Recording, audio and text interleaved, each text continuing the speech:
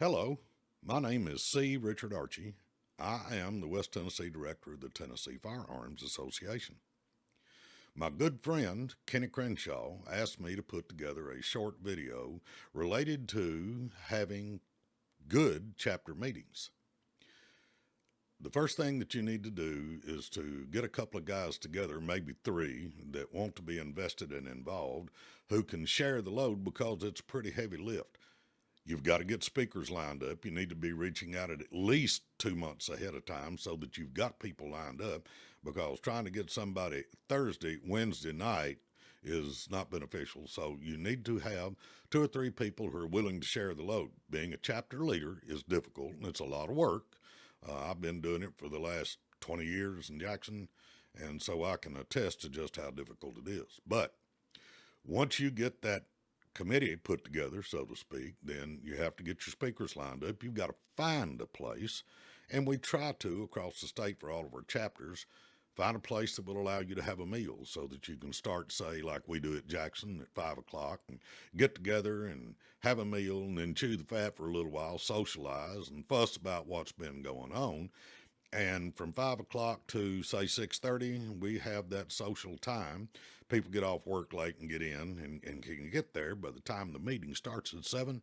But we have the chapter leader get up about 6:45, give a short introduction to the speaker, and possibly give a legislative update as to the stuff the General Assembly has not done. Because I can promise you there'll be a lot more of that than, oh, they did the right thing this time. It would take you less than 30 seconds, I would suspect.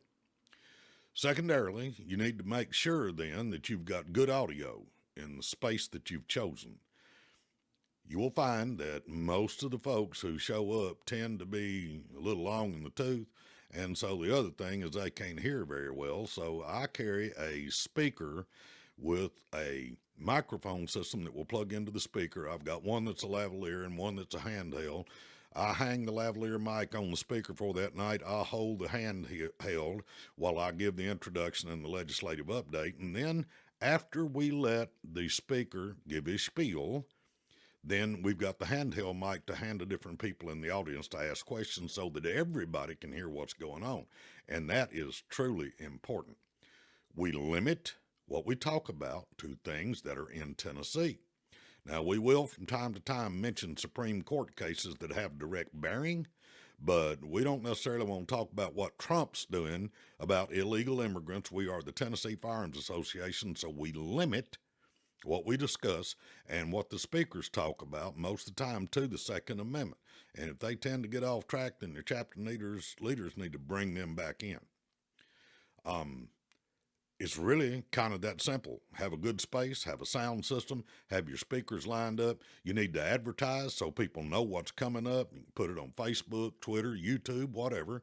I've got a system here where I can do these videos, and I put them up on Facebook because that's where most of my folks see things, and that way everybody knows what we've got. We put up a graphic and then we advertise it on the TFA state page so that everybody knows what's going on. So get the word out as to who's coming, what's going to be talked about. Kenny also asked me, past having a decent program for a chapter meeting, what were the short-term goals of the Tennessee Firearms Association? The short-term goals are exactly the same as the long-term goals, and that is to bring Tennessee back to the original construct of the Second Amendment analog in 1796. Now, those are some big lawyer words, and what this means is we want to have the same rights that we were promised by the people that shot the British in 1796 to become a free, liberated state. And at that time, what the Second Amendment analog, or what it said that our rights were, is the free men of this state have the right to keep and to bear arms for their common defense, period. Now, later on, 1870, the General Assembly decided they would go back and redo the Constitution and hand it out to the people to ratify that time. And they would then say that the citizens of this state have the right to keep and to bear arms.